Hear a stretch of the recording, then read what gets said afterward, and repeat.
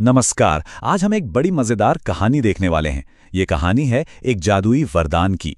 एक ऐसा वरदान जो हर इच्छा पूरी कर सकता था, पर कैसे लालच की वजह से वो एक भयानक अभिशाप बन गया। चलिए समझते हैं। तो चलिए कहानी की शुरुआत एक सवाल से करते हैं।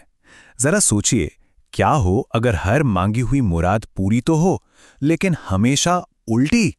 जी हाँ, यही वो अनोखी शर्त है जिस पर ये पूरी कहानी टिकी हुई है। तो इस कहानी के सफर को हम 5 हिस्सों में समझेंगे।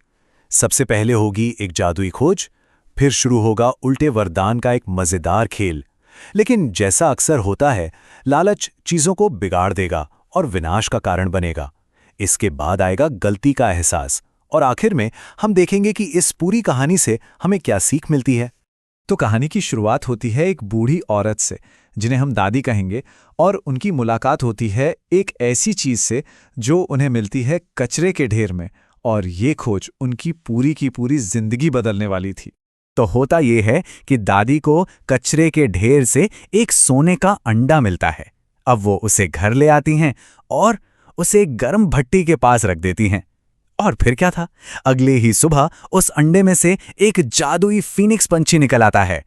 हाँ, तो ये फीनिक्स कोई मामूली पंछी नहीं था। उसने दादी से कहा, मैं हर इच्छा पूरी कर सकता हूं, पर एक शर्त है। और बस यही वो शर्त है जो इस कहानी की नींव रखती है। तो आखिर ये शर्त थी क्या? शर्त थी उल्टे वरदान की। मतलब नियम बड़ा सीधा सा था, दादी जो कुछ भी मांगेंगी उन्हें मिलेगा उसका बिल्कुल उल्टा। तो चलिए अब देखते हैं कि दादी ने इस अनोखी शक्ति का इस्तेमाल कैसे किया। इस उल्टे वरदान के खेल को वो कैसे खेलती हैं और क्या वो इसमें कामयाब होती भी हैं या नहीं। अच्छा, तो दादी ने भी अपनी होशियारी दिखाई। उन्होंने इस खेल को समझना शुरू किया और जानबूझकर मांगी एक सूखी रोटी। और नतीजा, अरे वाह, उन्हें मिला एक गर्मा-गर्म पिज्जा।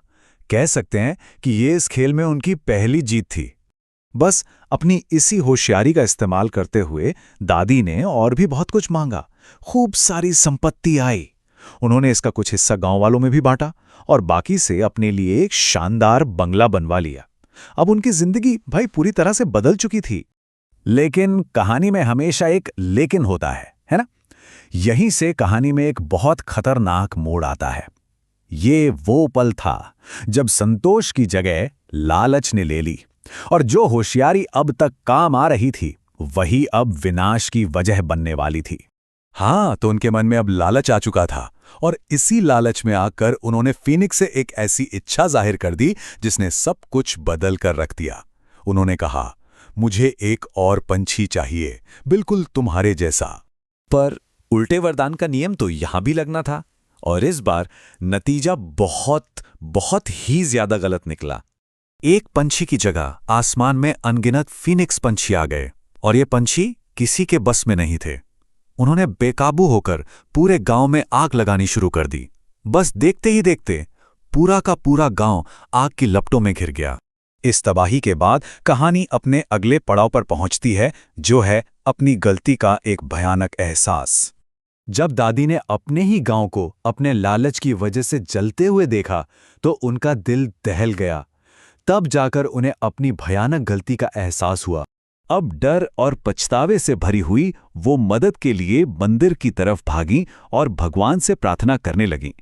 देखिए, जब उनकी अपनी शक्ति ही विनाश का कारण बन गई तो उन्होंने एक बड़ी शक्ति से गुहार लगाई। और अब हम पहुंचते हैं कहानी के आखिरी हिस्से में, जहां एक दैवीय शक्ति आती है, समस्या का समाधान होता है और एक बहुत जरूरी सीख मिलती है। और हां, उनकी प्रार्थना सुन ली गई। भगवान विष्णु उनकी भक्ति से प्रसन्न हुए और उनके सामने प्रकट हो गए। भगवान विष्णु ने दादी की पूरी बात सुनी और फौरन गांव को बचाने का फैसला किया।